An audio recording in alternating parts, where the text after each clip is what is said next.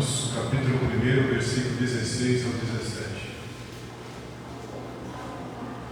Nós ficamos praticamente 3 meses estudando o livro de Romanos. E hoje eu pretendia pregar algo diferente, o Espírito Santo me levou de novo. Aleluia! É ruim, né? Amém? Versículo 16 e 17. Eu inicio e os irmãos terminam. Porque não me envergonho do Evangelho de Cristo, pois é o poder de Deus para a salvação de todo aquele que crê, primeiro do judeu e também do grego. porque nele se descobre a justiça de Deus, de fé em fé, como está escrito, Mas o justo viverá pela fé. por sua vez, Espírito Santo. Esta é a tua hora, esta é a tua igreja, esta é a tua palavra. Fala conosco, nos dê entendimento, nos dê, ó Pai, capacidade para compreendermos o propósito que o Senhor tem nos trazido a este lugar, a este ambiente de adoração. Nos dá, Senhor Pai, da tua bênção, abre sobre este lugar a porta da palavra, para que nós te pedimos e te agradecemos em nome de Jesus. Amém. Nós temos então aqui, nós viajamos por esses 16 capítulos de uma forma sistemática e aprendemos muito, eu aprendi muito novamente estudando o livro de Romanos. Alguns historiadores têm a ousadia de dizer que se não houvessem Mateus, Marcos, Lucas e João, só o livro de Romanos seria o suficiente para nos trazer as boas novas do Evangelho. Esse personagem emblemático é Paulo de Tarso, da Cilícia, da tribo de Benjamim, cujo treinamento ele aprendeu a trabalhar com tendas e estudou com Gamaliel, matemático, filósofo, grande renome, que nós conhecemos no dia a dia e dos estudos. Religião anterior, ele era hebreu e fariseu, perseguidor dos cristãos. Sua salvação foi no caminho de Damasco, onde Cristo lhe apareceu, como na leitura que fizemos em Atos 9, 1 a 8. Recebeu o derramamento do Espírito Santo na rua direita, onde o Espírito Santo o selou. Ele foi chamado para as missões em Antioquia e enviado de um lado para outro para trabalhar com os gentios e não com os judeus. Falou na igreja de Antioquia, no concílio de Jerusalém, opôs-se a Pedro, discutiu com Barnabé por causa de João Marcos, fez várias viagens missionárias, foi preso na Ásia Menor, na Grécia, depois ficou preso em Roma, foi solto, depois novamente foi preso e foi decapitado fora da cidade.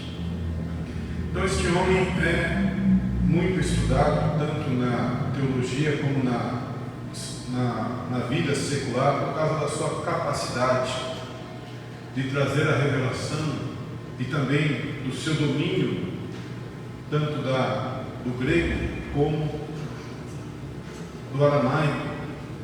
E ele tinha uma capacidade enorme em andar entre a legislação romana e a legislação judaica. Mas a sua mensagem impactou o mundo. Verso 17 do capítulo 1, versículo 17 diz que o justo viverá pela fé. Esta frase impactou Martinho Lutero e todos os reformadores que fizeram a cisão da igreja romana, quando eles entenderam que o Papa não era um legado de Deus, nem tampouco que as rezas ou as indulgências levavam à salvação, mas que a salvação vinha pela fé. Não era algo que o homem tinha que fazer, era algo que Deus já fez e que o homem devia somente aceitar esta proposta da parte de Deus, que era aceitar Cristo como Salvador, a Bíblia como regra de fé e prática, e você estaria salvo, não precisava fazer mais nada para melhorar. Então Paulo vem trazendo essa história, a mensagem do Evangelho. Ele vem fazendo a ligação dos fatos históricos que aconteciam e também segundo os fatos doutrinários, principalmente no livro de Romanos. Ele fala do Evangelho. A palavra Evangelho só no capítulo 1 12 vezes. O Evangelho é boas novas, notícias novas para você, um novo testamento daquilo que Deus queria dizer a você. E ele vai falando que Romanos é a resposta, né? E aí o tema central é interessante, porque ele vai falar assim: olha, não me envergonho do Evangelho, porque ele é o poder de Deus para a salvação de todo aquele que crê, primeiro do judeu e também do grego, porque a justiça de Deus se revela no Evangelho de fé em fé, o justo viverá pela fé. E quando ele vem falar sobre justiça de Deus, na justiça nós aprendemos na academia do sistema jurídico, que é dar a cada um o que ele merece. Mas Deus está dizendo na sua justiça de Caissumi, lá no termo, quer dizer, a pessoa se torna aceitável para Deus. É a doutrina que trata de alcançar o homem e declarar ele aprovado. É a integridade, é a virtude, é pureza de vida, é pensamento, é sentimento, é ação correta. É Deus que declara sobre o homem: o meu justo, ele viverá pela fé. É o mesmo Deus que quando o diabo se apresenta diante dele, ele vai dizer: viste o meu servo Jó, homem fiel, temente, justo, que se arrepende do mal e se aparta. É Deus dizendo: a justiça minha alcançou a igreja, a justiça minha alcançou, e eu declaro sobre a igreja: o homem vai ser reto, o homem vai ser justo, o homem vai ser íntegro. Eu vou poder habitar dentro dele, porque a minha justiça alcançou ele. E aí ele vai dizer também: o meu justo viverá pela fé. Ele vai dizer: o meu sopro vai alcançar ele. A minha palavra vai alcançar ele. Ele vai acreditar que eu sou Deus. É o que Paulo estava dizendo: vocês acreditam que Cristo ressuscitou dentre os mortos? Se Cristo ressuscitou dentre os mortos, você também há de ressuscitar. E se não ressuscitar, você vai passar pelo arrebatamento da igreja. A nossa religião não é uma filosofia, mas nós somos um segmento de crente. Crente quer dizer quem acredita naquilo daquele que é falado. E a gente acredita que isso aqui não é um livro, ele é um livro que trata da palavra de Deus, da revelação de Deus. É por isso que ele vai dizer: o justo vai viver da fé. Ele não vai viver do que vê, ele não vai viver da convicção, ele não vai viver dos livros, mas ele vai viver da intimidade, porque o meu Espírito vai soprar sobre a igreja, e ele vai ter a revelação, não pelo conhecimento humano, mas pelo conhecimento do meu Espírito. Eu vou derramar sobre a igreja um entendimento e um conhecimento que a escola não ensinará, que a faculdade não vai ensinar, que a universidade não vai ter palavra, mas o justo vai me entender por causa da fé. Aleluia. Ele vai retratar no capítulo 1 que a humanidade está perdida. Moody vai dizer que a humanidade é o ciclo da vida dela. É descendo numa ladeira, é o diabo pisando no acelerador e Deus tentando pisar no freio.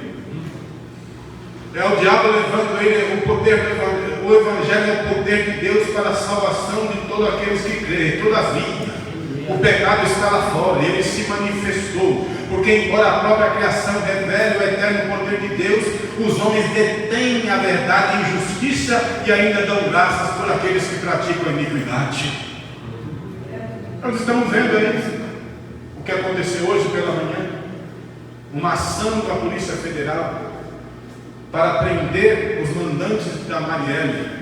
Quem eram eles? Um deputado federal, um conselheiro do Tribunal de Justiça e o chefe da polícia do Rio de Janeiro. Isto é o mundo é assim. E qual é o cerne da discussão? É que Marielle queria fazer um condomínio para atender as classes menos favorecidas, mas a família Frazão tinha interesse escuso, queria fazer um condomínio para a classe média. Então já que está tendo esse choque, mata. Esta é a sociedade que a gente vive. Eles é medido pelo valor, e Deus está dizendo para nós: olha, o meu justo vai viver pela fé. Os desejos pecaminosos e as paixões infames não vão alcançar a igreja, porque o meu Espírito vai preservar a integridade do homem. O homem é corrupto, o homem é mau, o homem é mentiroso, o homem é perverso, o homem é idólatra, o homem é prostituto, o homem é ladrão. Mas eu vou criar um tipo de gente que eu vou salvar e vou constituir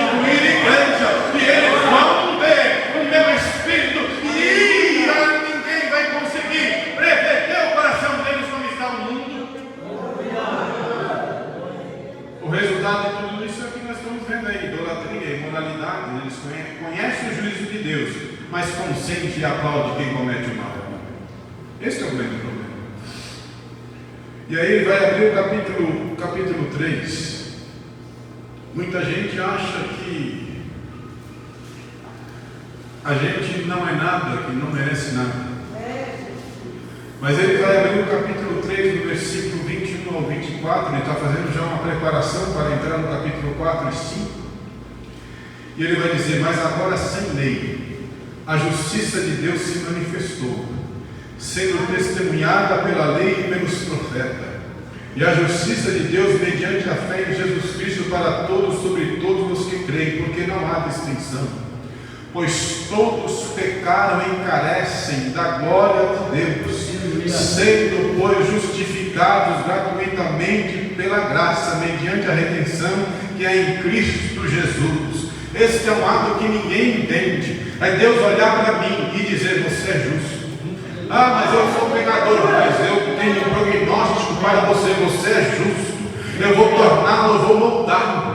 Eu vou soprar sobre você o meu espírito, e você vai ser como eu idealizo que você seja. O meu espírito, a minha palavra, vai te converter nos seus mínimos detalhes, e o que você praticava não vai praticar mais. As tendências que estão na carne, o meu espírito, por causa da comunhão, vai fazer um elo de ligação de santidade, e aí você não vai ter mais domínio, porque todos pecaram e estavam destituídos da glória de Deus. Mas a todos aqueles que me receberam, eu tenho a eles o poder de serem chamados filhos de Deus, a saber, aqueles que creem no meu nome. Esta é a tradição. Justificação é ato de Deus e não humano. É Deus dizendo: é justa, é justo, é limpo, é limpa, é claro, está limpo pela palavra em nome de Jesus. Aí Paulo vai escrever lá em 1 Coríntios, como nós lemos, que nessa questão de justeza, de ser aceito por Deus, o mundo não aceita. O mundo não aceita. Porque você não reza, porque você não paga a indulgência, porque você não faz sacrifício, você só vai à igreja. E como você pode se declarar justo? É Deus que declara, não é você. Não é uma obra do homem, é uma obra de Deus.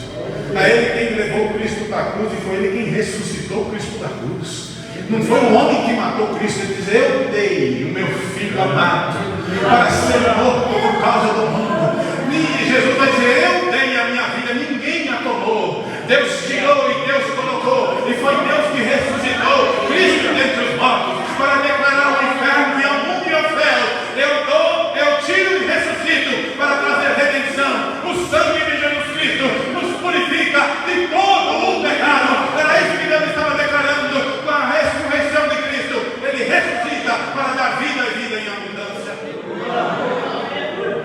Paulo, então, escrevendo aos Coríntios, capítulo 15, 51 ao 58, como nós lemos na leitura oficial, ele vai falar de ressurreição de Cristo, a nossa ressurreição, mas o mais interessante é a ressurreição do corpo. E aí ele vai dizer assim: eis que vou lhes revelar o mistério. Nem todos dormiremos, mas todos seremos transformados. No momento, no abrir e fechar de olhos, ao ressoar da última trombeta, a trombeta soará, os mortos ressuscitarão incorruptíveis, e nós, os vivos, seremos transformados. Porque é necessário que esse corpo corruptível se revista da incorruptibilidade, e que o corpo mortal se revista da imortalidade. E quando esse corpo corruptível se revestir da incorruptibilidade, o que é mortal se revestir da imortalidade, então se cumprirá a palavra que está escrita: tragada foi a morte pela vitória. Onde está a morte, a tua vitória? Onde está a morte, o teu aguilhão? O aguilhão da morte é o pecado, e a força do pecado é a lei.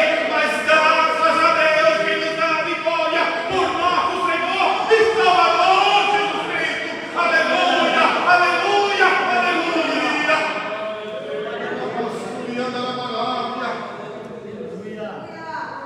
É Deus dizendo: quem morreu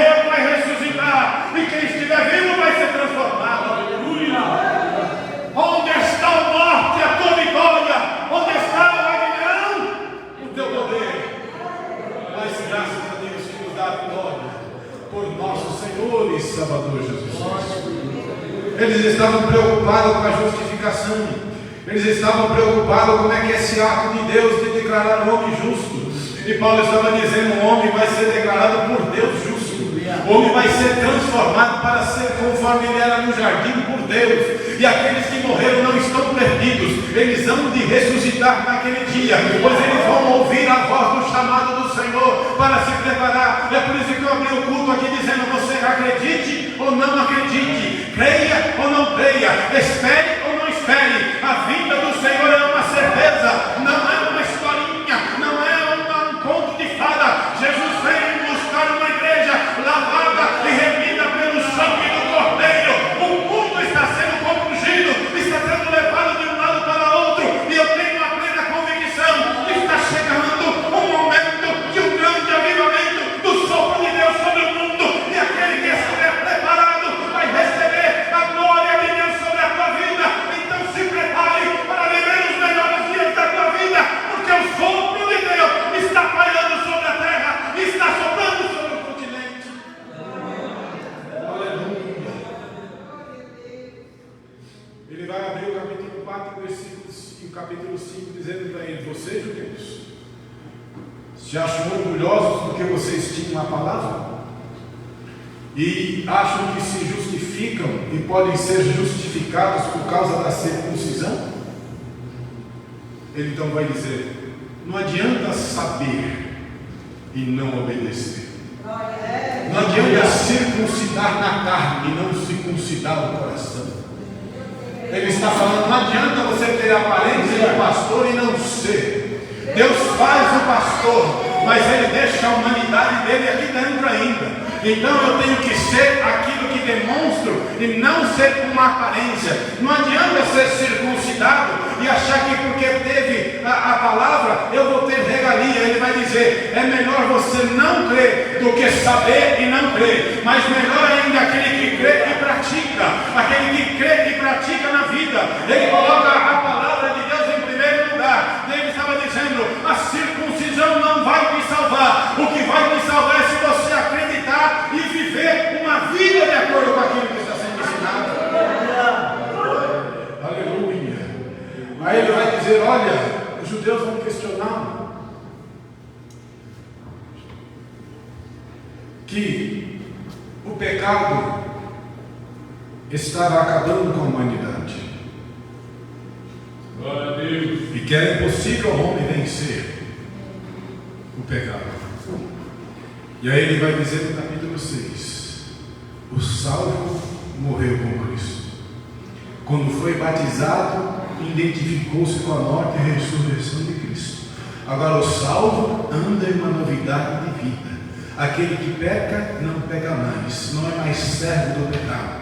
Aí ele vai abrir Romanos capítulo 6, versículo 12 ao 14, dizendo: portanto, não permitam que o pecado reine em seu corpo mortal, fazendo com que vocês obedeçam às suas paixões. Também não ofereçam os membros do corpo ao pecado como instrumento de injustiça, mas como pessoas que passaram da morte para a vida. Ofereçam a si mesmo a Deus e ofereçam os seus membros a Deus como instrumento de justiça, porque o pecado não terá domínio sobre vocês, pois vocês não estão debaixo da lei, e sim debaixo da graça. Agora, porém, libertos do pecado, transformados em servos de Deus, o fruto que você escolhe para a santificação é o fim, nesse caso é a vida eterna, porque o salário do pecado é a morte, mas o dom gratuito de Deus é a vida eterna em Cristo Jesus nosso Senhor. Aleluia! Porque o Espírito Santo habita dentro de mim. O pecado não tem mais poder sobre mim, não tem mais influência sobre mim, não tem mais domínio sobre mim. O pecado não é mais senhor da minha vida, o pecado não tem mais poder sobre a minha vida, o pecado não tem mais influência sobre a minha vida, porque eu estou dominado por algo que é chamado Espírito Santo, e a palavra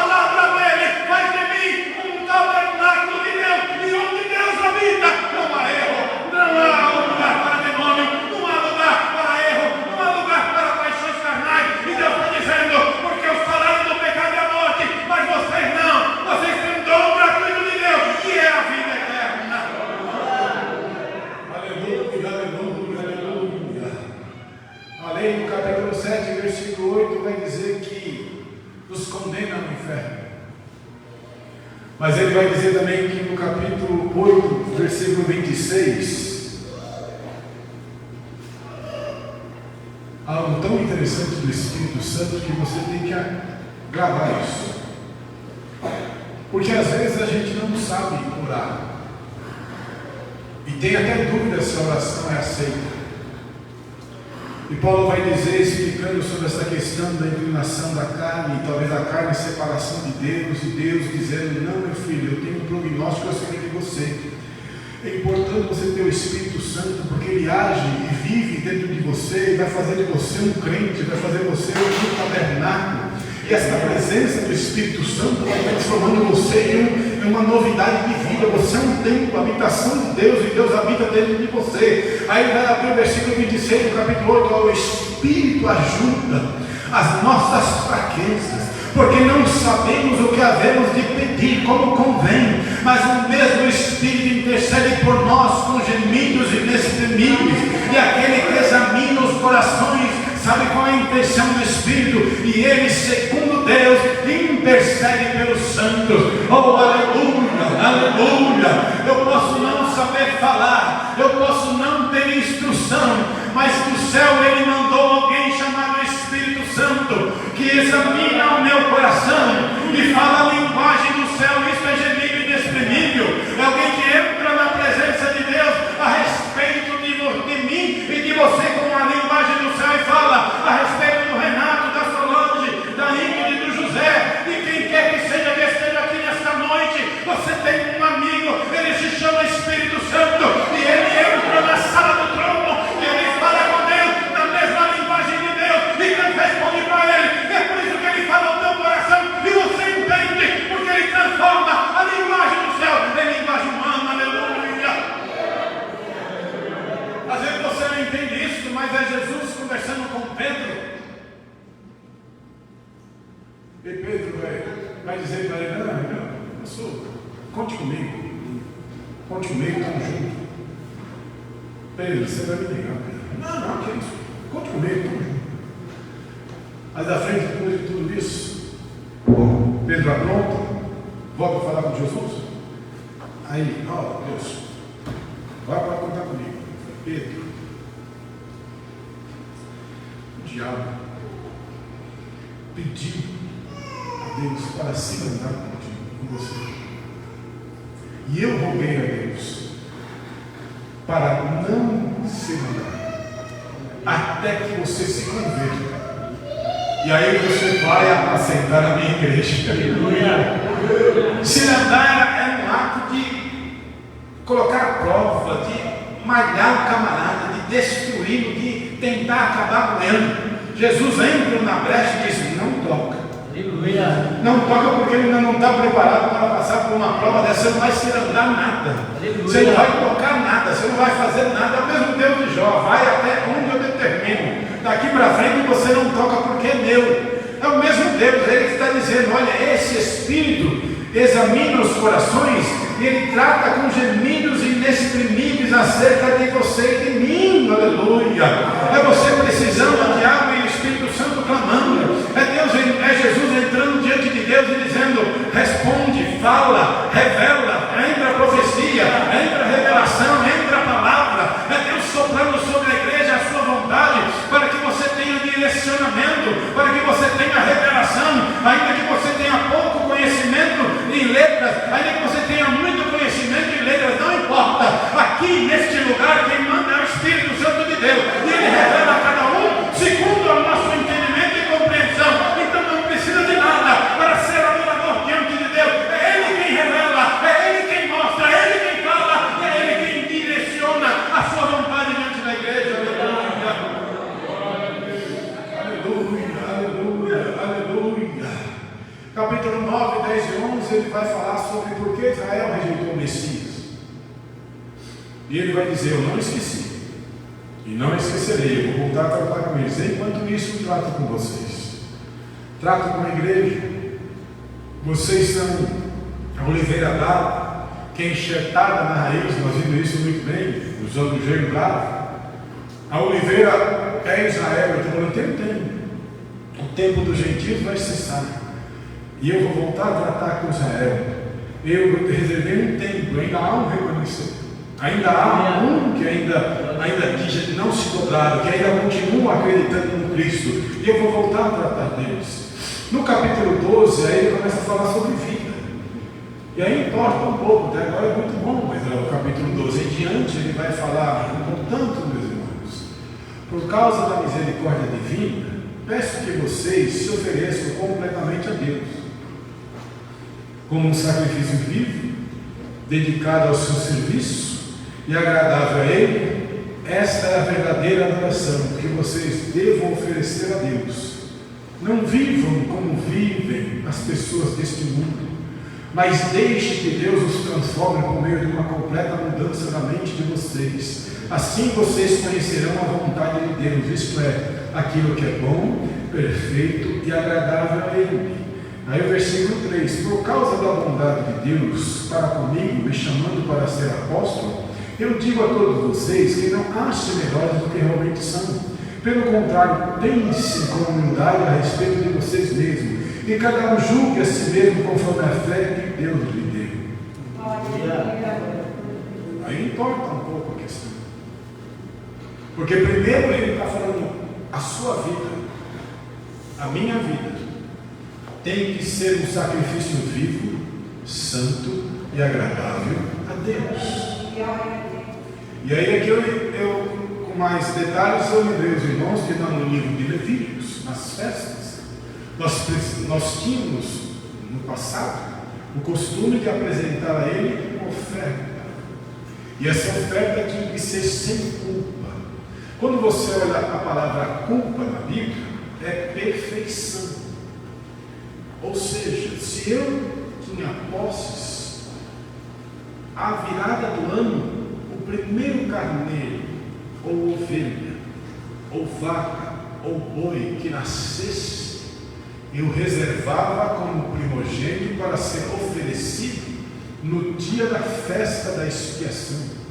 Então aquele animal eu tinha que reservar ele num cercadinho, cuidar dele com muito carinho e zelo, porque ele não podia ter nenhuma falha, ele não podia sofrer nenhum acidente, porque aquilo não estava criando para mim, eu estava criando para oferecer para Deus. E como Deus não aceita qualquer coisa, e como Deus não aceita resto, como Deus não aceita aquilo que não presta para você, e como Deus você não dá qualquer coisa, eu tinha que cuidar daquilo que era para Deus melhor do que eu cuidava dos meus outros animais. E ele está dizendo: você é um sacrifício vivo, santo e agradável a Deus. Você que veio aqui nesta noite para estar culto, você realmente está aqui nesta noite, você está oferecendo o melhor que você tem, porque Deus não quer o resto do seu dia, não quer o resto do seu dinheiro, não quer o resto da sua roupa, não quer o resto do seu tempo. Você tem que estar neste lugar com convicção.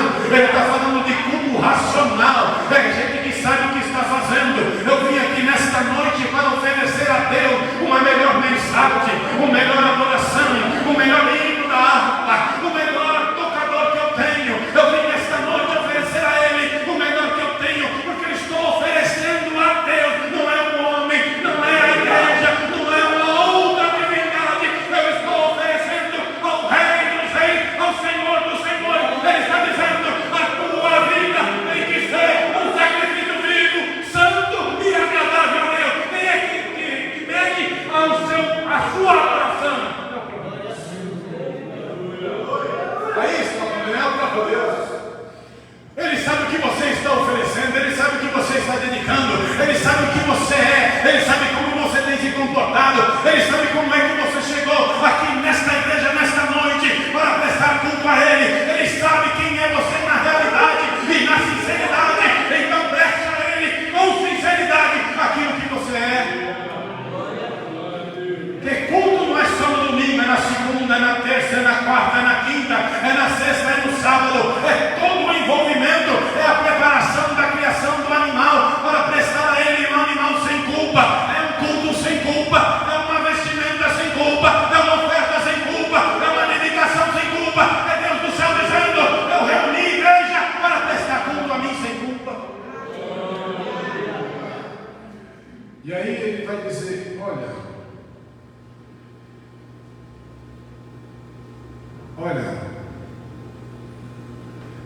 Olha, abaixa a bola.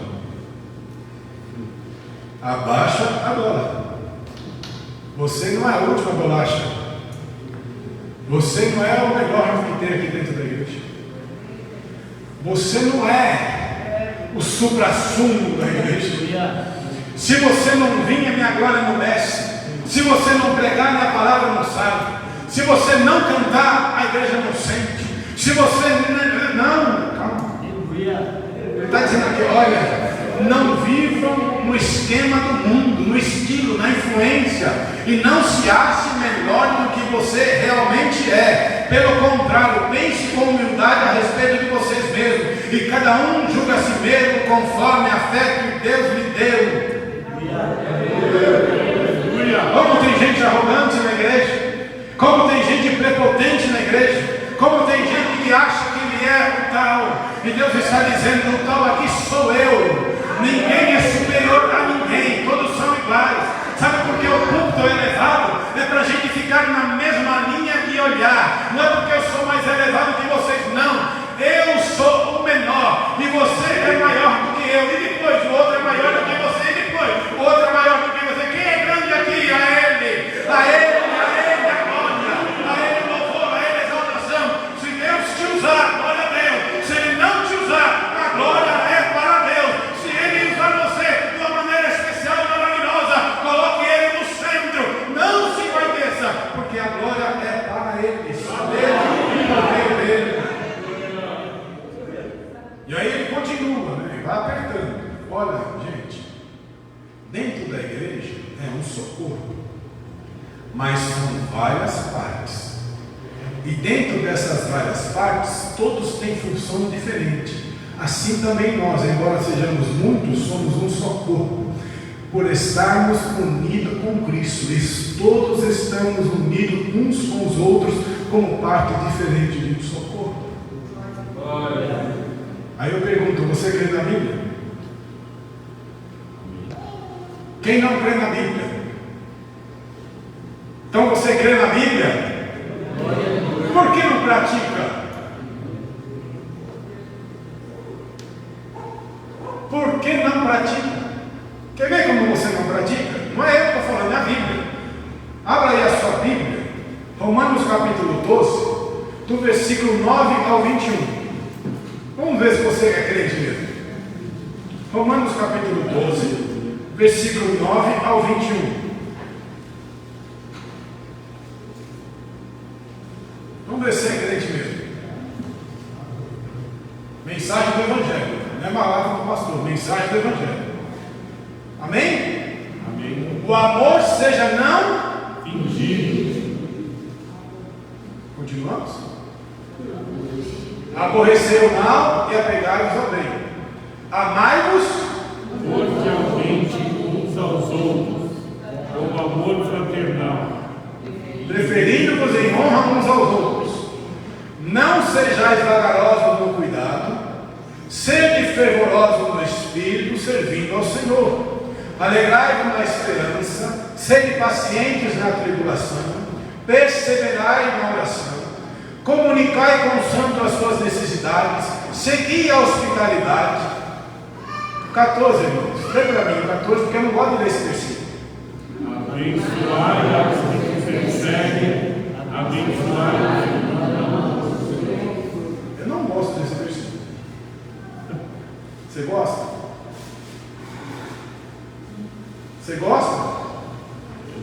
Então vamos de novo, eu também vou ler junto, só porque eu não gosto. 3. 1, 2, 3. Abençoai o que vos persegue, abençoai, não amaldiçoeis. Praticamos?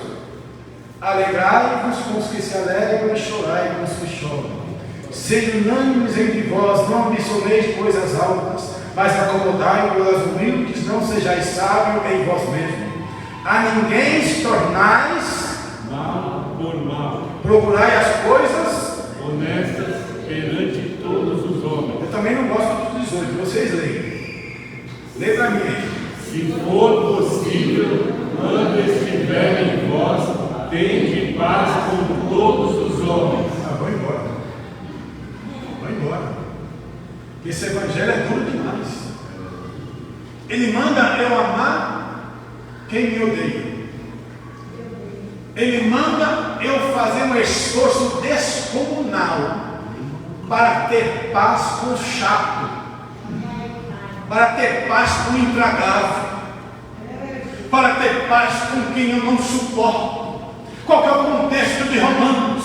Israel tinha perdido a batalha, estavam sendo escravizados pelos romanos, estavam sendo cheios de história pelos gentios, e eles não podiam cultuar do jeito que eles cultuavam. E agora aparece um Jesus que vem trazendo um evangelho e forma-se a igreja. Agora não é mais sinagoga, agora é templo. Agora não é mais o templo lá dos romanos, agora é a igreja que Paulo está pregando. Então toda essa convulsão nesta briga está causando um desfalque, uma beligerância na sociedade e dentro da igreja. E Paulo está dizendo: aquele que te persegue, ame ele.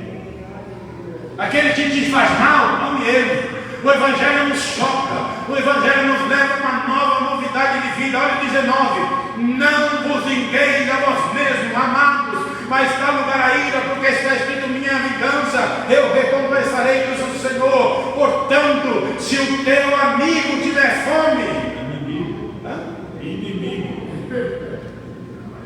Não, até aqui já estava ruim, agora você quer que eu dou comida para o inimigo?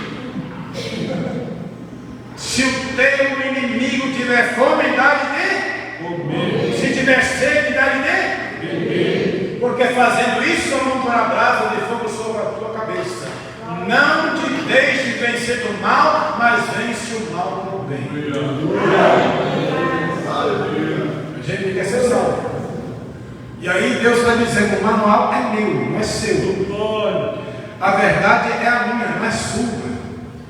O que eu estou dizendo para você é para aplicar, não é letra morta.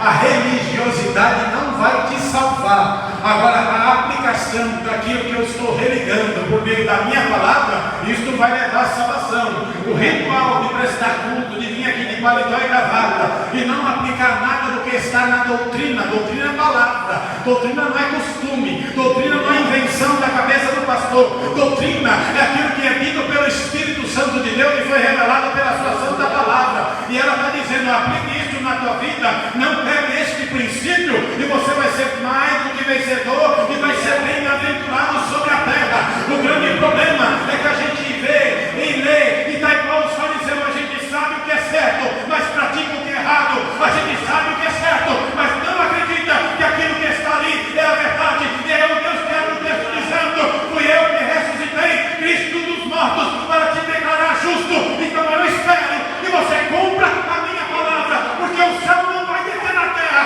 mas o céu está dentro de você para andar sobre a terra. Aleluia. E aí ele vai dizer no capítulo 13 outro problema. Lê para mim o versículo 1 do capítulo 13. Toda alma esteja sujeita às potestades superiores, porque não há potestade que não venha de Deus, e as potestades que há foram ordenadas por Deus. O que Deus está dizendo aí é o seguinte: potestades não é demônio, é autoridade. Então Lula não é demônio. Até ser eleito, a gente briga. Depois de eleito, infelizmente, você tem que aplicar a Bíblia. Aí a Bíblia está dizendo para você o quê? Que o Lula é o quê? Autoridade. O bispo Samuel é o quê? Autoridade. O pastor da igreja é o quê? Autoridade. O líder dos varões é o quê? Autoridade. A liderança das irmãs é o quê? Autoridade. A liderança das crianças é o quê? Autoridade. E por que a sua sala, por que a sua cozinha é um antro de reclamação e de reprovação de tudo aquilo que Deus constituiu sobre a igreja?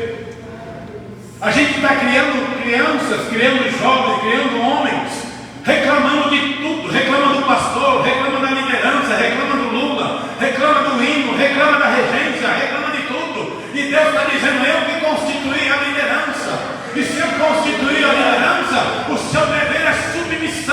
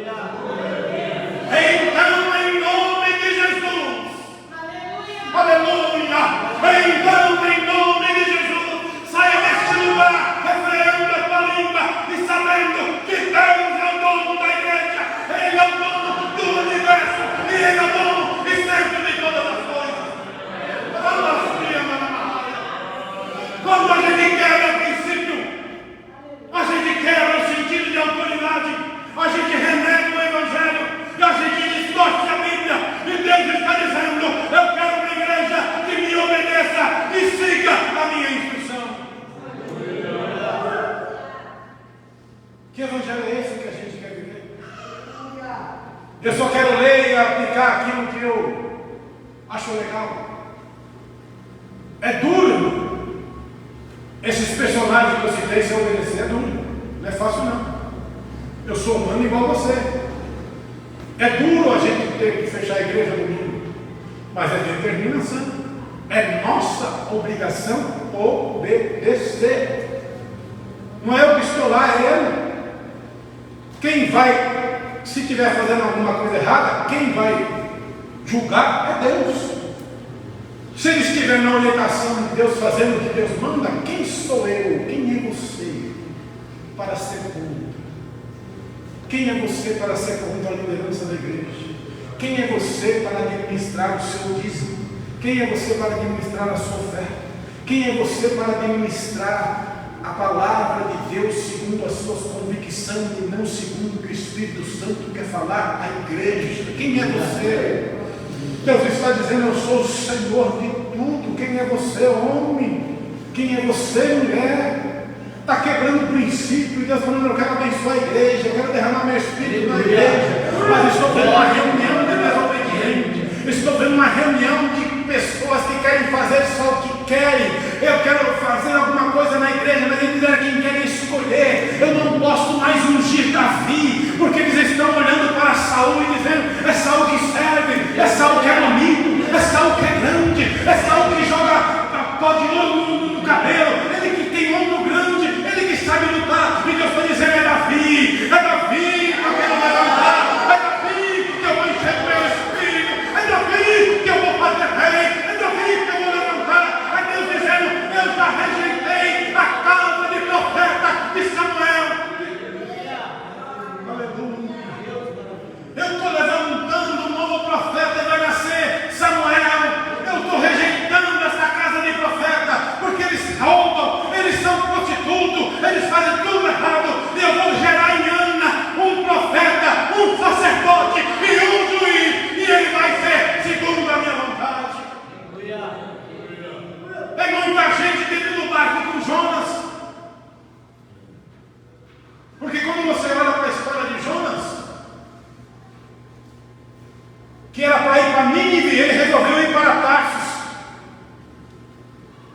E eu pergunto para você, contextualizando no dia de hoje, o que tinha a ver o Mercado Livre, que estava dentro do barco, com a sua encomenda que está chegando com a vida de Jonas? O que tinha a ver o iFood que estava dentro do barco, que você estava esperando chegar na entrega e não chegou? Sabe? Porque do lado de um desobediente, tudo sofre. O barco sofre. Os marinheiros que não eram crentes sofrem. Quem estava esperando a encomenda perdeu. Isso quer dizer, se você é uma pessoa desobediente, que não obedece ao chamado de Deus e não cumpre o seu propósito, é por esse motivo que aquela empresa não vai para frente.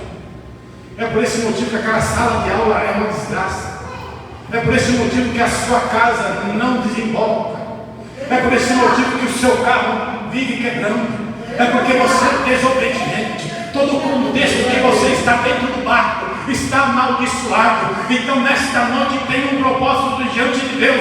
Conserta a tua vida, coloque as coisas no trilho e volte para a bênção. Vai para Tarsus, obedeça o que Deus quer fazer, o chamado e a orientação de Deus para a tua vida, e ninguém vai se perder. O barco não vai afundar, ninguém vai perder mercadoria, ninguém vai ficar cabendo em pé querendo saber e jogar sorte para saber o que está acontecendo. A culpa é sua, que não obedece à vontade de Deus, e Deus está te compungindo, Deus está te matando, Deus está te chamando: venha fazer a minha vontade, porque eu te chamei para uma obra específica. Obreiro, você não tem livre-arbítrio, você anda segundo a vontade de Deus. Obreiro perdeu livre-arbítrio a partir do momento que aceitou ser a chamada de obreiro. Aleluia!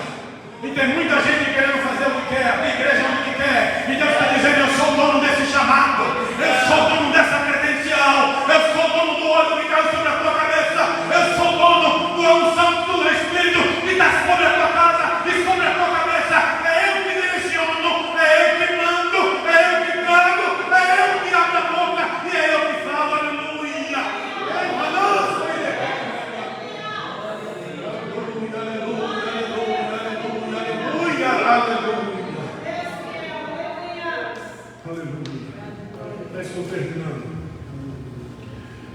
capítulo 14.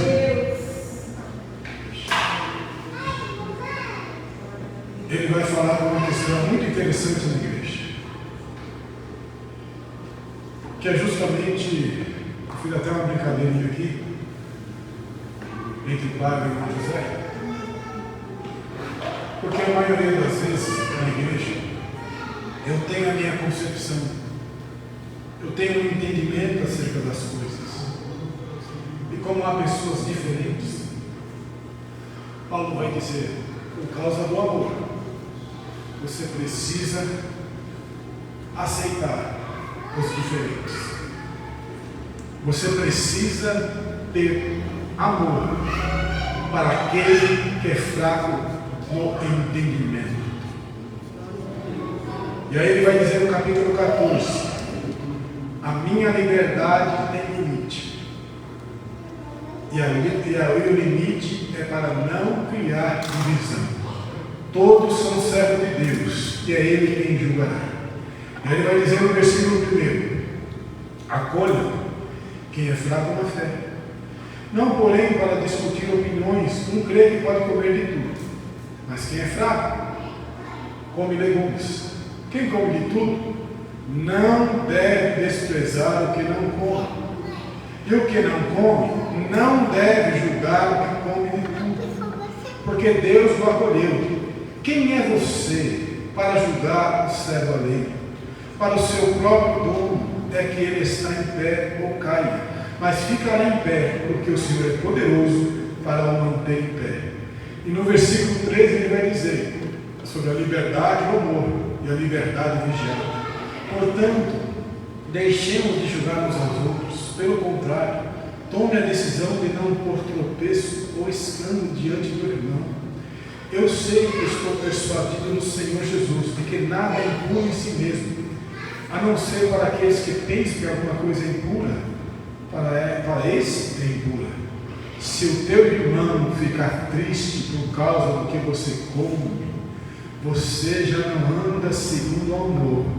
Não faça perecer por causa daquilo que você come aquele por quem Cristo morreu. Não seja, pois, difamado aquilo que vocês consideram bom, porque o reino de Deus não é comida nem bebida, mas justiça, paz, alegria no Espírito. Aquele que deste modo serve a Cristo é agradável a Deus e aprovado pelas pessoas. Assim, pois, sigamos as coisas que contribuem para a paz e também as que são para a edificação mútua. Não destrua a obra de Deus por causa da comida. Todas as coisas, na verdade, são puras, mas é bom quando alguém come algo que causa escândalo. Não é bom. É bom não comer carne, nem beber vinho, nem fazer qualquer outra coisa que leve o irmão a tropeçar. Que coisa! Além de eu aceitar o chá da comida para o perseguidor, ao maldizente, ao caluniador, aquilo que eu sei que é certo fazer, se o irmão José reprovar, para que ele não tropece e não fique escandalizado, eu tenho que parar de fazer por amor a ele. Olha que coisa! Mas é certo o que eu estou fazendo, é certo. Mas se o certo que você está fazendo escandaliza ele, por causa do amor de Deus que está derramado na igreja, você tem que abrir mão da sua certeza para que ele não se entristeça e tropece. Isso quer dizer que a minha liberdade de fazer ou não fazer tem limite. Eu preciso me preocupar com o que o meu irmão está olhando e vendo daquilo que eu estou fazendo. É por isso que certos lugares a gente não frequenta, para não causar escândalo. A gente não tem que se apartar do mal, a gente tem que se apartar da aparência do mal, porque não adianta você estar com um copo de cerveja bebendo guaraná dentro de um bar. Qualquer um que vai passar vai olhar e falar: está tomando cerveja. Não adianta você estar dentro de um salão de baile e dizendo: estou aqui evangelizando, está dançando. Não adianta estar indo no cinema casado às 11 horas da noite para assistir um filme. Um filme maravilhoso, está dizendo: está com alguém lá. Aleluia. Aleluia. retrair. Esses dias a família foi para a praia, a família falou: você não vai colocar um short? Não, não vou. Mas você vai na praia desse jeito? Eu vou. Vai que alguém aparece aqui e me vê, como é que fica? É só por causa da má fama, é por causa do escândalo que eu posso causar. Ah, eu vi o pastor de sunguinha. E era daquela bem apertadinha. Eu vi o pastor sem camisa, correndo na praia, igual um bad boy. Eu vi a irmã Solange. Não sei o que era aquilo, mas fio dental não era. Porque nós procuramos e não achamos. Mas por causa do testemunho, usa-se maior. Mas por causa do testemunho, a gente não vai ao bar. Mas por causa do testemunho, a gente não frequenta certos ambientes. Porque o irmão pode se escandalizar com o meu testemunho. A Bíblia está dizendo: olha, você foi chamado para suportar a diferença. Dentro da igreja vai haver judeus, vai haver gentios, vai haver romanos, mas todos são de Deus. Filipenses capítulo 2, versículo 3 e 4 vai dizer: nada façais por contenda, que é partidarismo, ou por vanglória, autopromoção, mas por humildade, modéstia, submissão, insignificância. Cada um considere os outros superiores a si mesmo. Não atende cada um para o que é propriamente seu, mas cada qual também para o que é dos outros. É por isso que Paulo estava dizendo: dentro da igreja vai ter esse ambiente. O evangelho não é fácil, o dia a dia não será fácil, mas ele abre lá dizendo: eu não me envergonho do evangelho de Deus, porque ele é o poder de Deus para a salvação de todo aquele que crê. E o meu justo vai viver por meio da fé. Não é fácil, a porta é estreita, mas ele vai ter fé na sua vida para viver como eu quero. Ele vai viver pela fé, e ao menos colocando o Espírito Santo dentro de você. O evangelho nos toca, o evangelho nos leva a essa reflexão. A mensagem do evangelho é poderosa para transformar a vida. Ela é o poder de Deus para a transformação de vida. O poder do evangelho transforma, é inexplicável, é transcendental, mas ele funciona. Ele funciona. Eu estou aqui para te dar chave, para te dar conselho psicológico. Eu estou dizendo que o evangelho funciona. Religiosidade, ritualidade não vai salvar ninguém. Então preste culto, pelo amor de Deus. Preste culto, pelo amor de Deus. Porque prestar culto é adoração, e adoração é estilo de vida. Não é momento, não é canto, é vida. Aleluia. A minha santificação vence, aniquila o poder do pecado. Sou e estou liberto pela graça. Deus me escolheu e me fez um corpo que é templo do Espírito Santo de Deus. Aleluia. Onde Deus habita, onde Deus habita. Olha para o lado aí. Olha para o lado. Tem Deus aí dentro. Tem Deus aí dentro. Você é templo do Espírito Santo. Deus tabernaculado em você. Você é templo do Espírito Santo. Você não é qualquer pessoa. Você não é um nada. Lá fora você pode achar que é um nada. Mas quando você entrar em qualquer lugar que você sinta insignificante, lembre-se disso. Deus está comigo. Deus é meu amigo. Deus é o meu pastor. Deus é o meu Senhor. Ele resolveu sair do céu e habitar dentro de mim. Ele não está mais dentro da igreja, no templo. Ele se reúne no meio da igreja, porque onde há 2 ou 3 reunidos em meu nome, eu estou lá no meio dele. Ele está, mas ele habita dentro do homem. Você é templo do Espírito Santo, amor, da árvore de Deus. É isso que ele está falando. O justo vai viver por meio desta fé. Ele vai crer, vai depender, vai andar, vai confiar que a minha palavra é vida, e é vida abundante e eficaz para todos sempre. Amém. Ficamos pelos nossos pés. Aleluia. Aleluia, aleluia, aleluia, aleluia. Eu vou convidar o presbítero Frank para adorar ao Senhor. Aleluia. E você e eu reflitamos nesta palavra e que o Espírito Santo fale melhor em cada coração. Se ao final do culto você quiser uma oração especial sobre a tua vida, estamos aqui para orar com você. Amém?